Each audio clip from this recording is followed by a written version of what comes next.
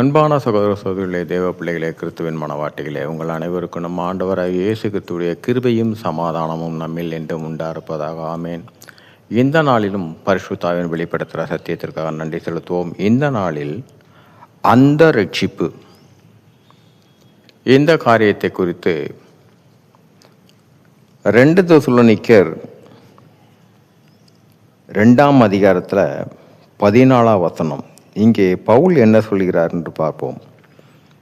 நீங்கள் நம்முடைய கர்த்தராகிய இயேசு கிறிஸ்துவின் மகிமையை அடையும் பொருட்டாக எங்கள் சுவிசேஷத்தினாலே அந்த ரட்சிப்புக்கு அவர் உங்களை அழைத்தார். இங்கே பார்த்தீங்கன்னா, முதலாவது மகிமை. பரலோக பரமபிதா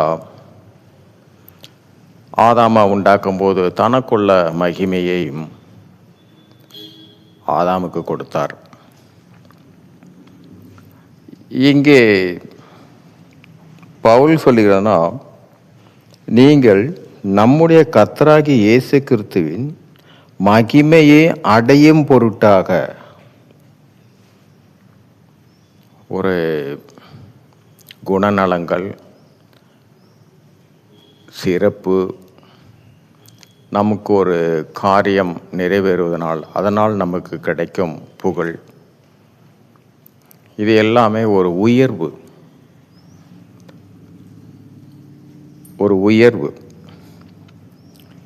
இங்கே நம் ஆண்டவராய் இயேசு கிறிஸ்து தேவனுடைய சித்தத்தை நிறைவேற்றினார். இப்போ அதனால் பார்த்தீங்கன்னா, சகலத்திற்கும் மேலான ஒரு வல்லமை உள்ள ஒரு நாமம், அதை அவர் தேவன் தன்னுடைய குமாரனுக்காக கொடுத்தார். மகிமை.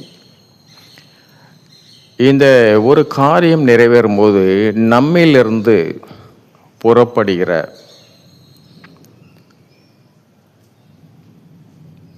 ஒரு, எப்படி சொல்லலாம் என்றால்,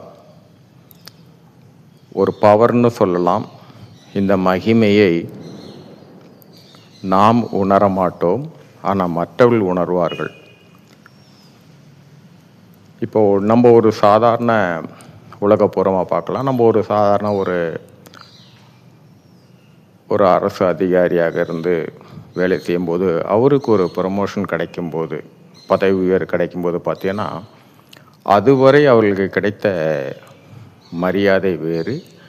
அந்த பதவி உயர் கிடைத்த உடனே அவருக்கு ஒரு மரியாதை, இது மகிமை.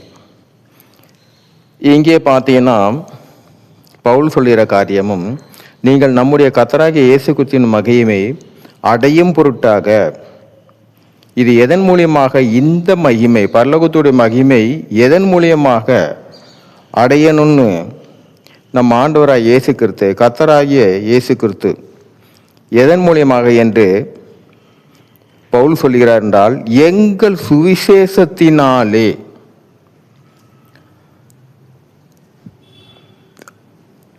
நம் சத்திய வசனத்தினால்தான் அந்த மகிமையை நாம் அடைய முடியும். பரலோகத்துக்குரிய மகிமை.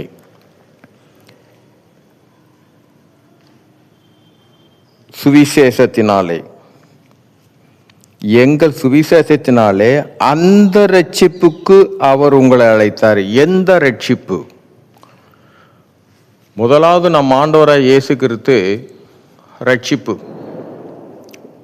விடுதலை, ஒரு விடுதலையை கொடுத்தார். எதிலிருந்தால் நமக்கு பாவத்திலிருந்தும் சாபத்திலிருந்தும் நமக்கு ஒரு ரட்சிப்பை, ஒரு விடுதலையை கொடுத்தார். ஆனால் உலகத்திலிருந்து விடுதலையாவதற்கு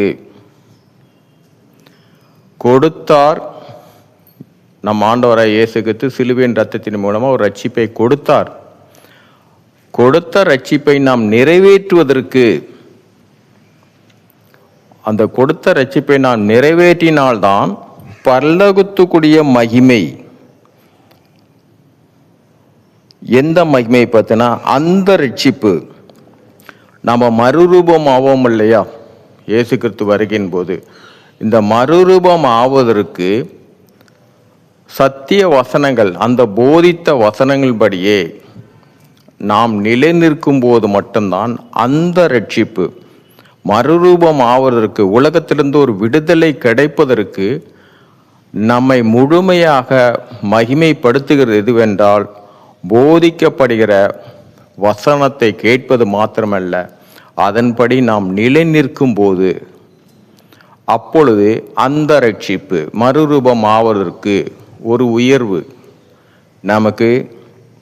இதற்காகத்தான் ஆண்டவராய் இயேசு கிறிஸ்து அவரை உங்களை அழைத்தார் என்றால், நம்மை அழைத்ததே அந்த ரட்சிப்பை அடைவதற்கு தான். இந்த ரட்சிப்பு உலகத்திலிருந்து, பாவத்திலிருந்தும் சாபத்திலிருந்தும் எல்லாருக்கும் ஒரு ரட்சிப்பு கிடைத்தது. உலகத்தில் இருக்கிற எல்லாருக்கும்.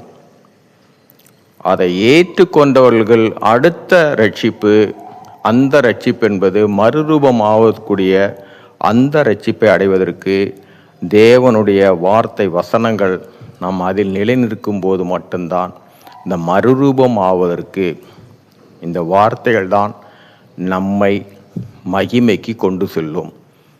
சரி, இந்த நாளில் பரிசுத்தாவின் வெளிப்படுத்தின சத்தியத்திற்காக நன்றி செலுத்துவோம். இந்த காரியத்தின் மூலம் எல்லாவற்றிலும் மூவரிலும் ஒருவராக இருக்கிற தேவனே உம்முடைய நாமம் ஒன்றுக்கே மகிமை உண்டாவதாக. ஆமென்.